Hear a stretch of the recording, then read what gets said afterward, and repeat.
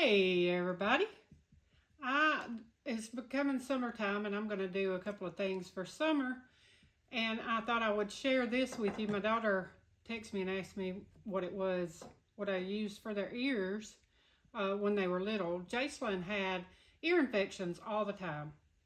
She had a reaction to her shots, and so that was a very scary time for me. And then she had ear infections all the time and on antibiotics, and the doctor, I won't say his name because I think he's still practicing, but her pediatrician at the time said, we're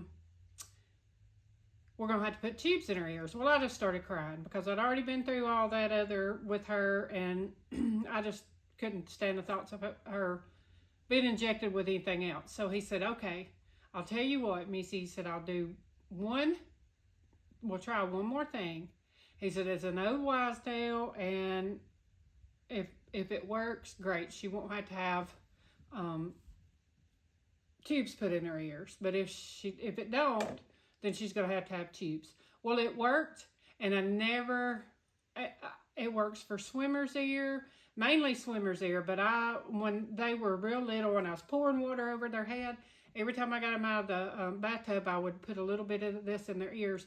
Lake never had ear infections like Jacelyn did once I started using this. And what I use is I get a regular size thing of rubbing alcohol, and I pour out half of it. And then I take white vinegar. I know this is a Starbucks jar, but I buy my vinegar in big things and pour it in something. It's labeled vinegar, but you take and you fill it back up with white vinegar, and you shake it up.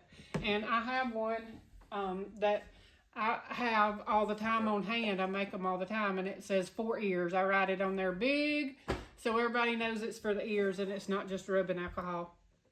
But you just take it. My kids actually got where they would bring it to me just to make their ears, that felt so good. I shake it up, and I take a washcloth, and they lay down, and I fill up this cap, and then I pour it in their ear and fill it up. And they lay there, and I massage down their ear canal and all that stuff. And Joe will even have me do it to him if his ears are itchy or whatever. What it is the alcohol works and dries up all the fluid in your ear, and the white vinegar works as an antibiotic.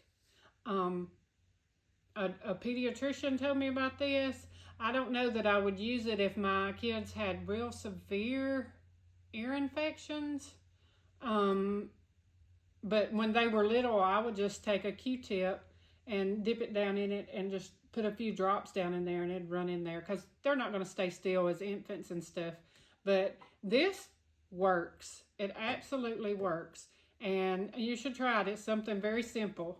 Half of a bottle, you pour out your alcohol till halfway, and then you take white vinegar and you fill it back up. And every time before you use it, you just shake it up. And when you first initially pour it in the ear, especially in the summer, and you got the air on, it's cold in the house, it's pretty cold, but it's real soothing afterwards. And a lot of times with my sinus stuff, my ears start feeling clogged up and stuff, and I'll have Joe do this to me, and it clears it right up. So this is a great natural remedy for your ears, swimmer's ears. We just put it in whenever they're in water. You don't give them a chance to get the swimmer's ear when they get out of the pool or the river or wherever you're swimming, water slides, whatever. Just put a little of this in their ears, and it'll prevent it from happening. And you know what's in it.